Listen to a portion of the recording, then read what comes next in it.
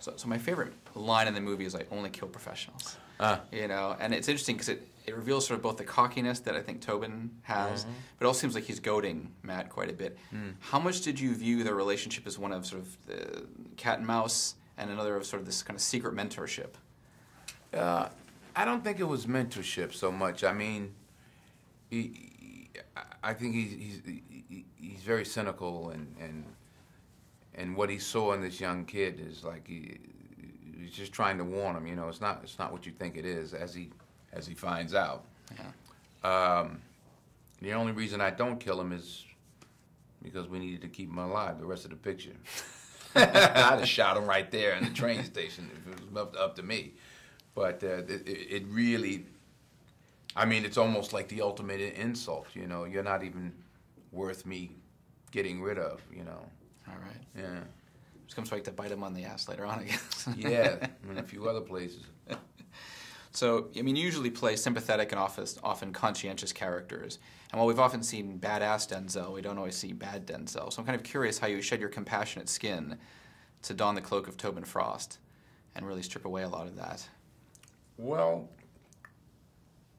it's all acting. I mean, you don't really know who I am. These are just the parts I play. Right. You know, I remember when someone said, "Wow, in Training Day, you really," you know, I said, well, that was actually the easiest part I've ever played. It's closer to me than some of the other parts I played. But, you know, we all have different sides of ourselves, and you know, you may not have killed someone. You don't have to kill someone to play a killer, but you may have wanted to. I think we all have. Yeah, right. Yeah, yes. At one point or another, you tap into what that anger is, or what could take you over the edge. But you know, ultimately, it's acting. So, what did you learn? What was something new you learned about Cape Town in South Africa after being there for so long? That it's beautiful. I mean, I'd gone to Cape Town 15, 16 years earlier, but only for like 2 days. But to spend 5 months there, it's a really beautiful place, and such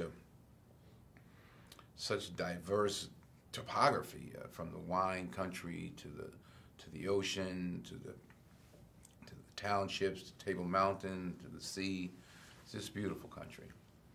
A friend of mine said something that I thought was interesting about your career. He said, you know, I think on top of, you know, the great performances and the roles that you pick, that you've done really well because you do a lot of films that sort of work within a certain budget. Like, you don't always do like these $200 million movies. Like, is there a sort of formula that you pick or that you use when you're picking roles? Are you conscientious of that, or is it just simply the character? No, I've just never been offered a $200 million picture, quite frankly.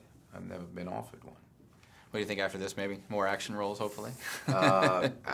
Actually, after this, hopefully not. You know, I'm on to something else. The picture that I shot after this, we made for a smaller budget, not a small budget, a $30 million budget with Bob Zemeckis, and I made a picture about an alcoholic. And it delves into that whole world. I'm producing a film, a smaller budget film, about a bunch of high school students, and I look forward to getting behind the camera again at some point, directing, and also look forward to getting on stage again. So I like to keep it moving. Yeah, yeah. What was the most difficult stunt for you in this particular film? Because there's a lot of stuff going on. It's crazy. Nothing really that difficult. Maybe getting banged around in that trunk of that car. that wasn't the nicest. Well, no, probably getting waterboarded was probably the most, you know, the kind of disorienting and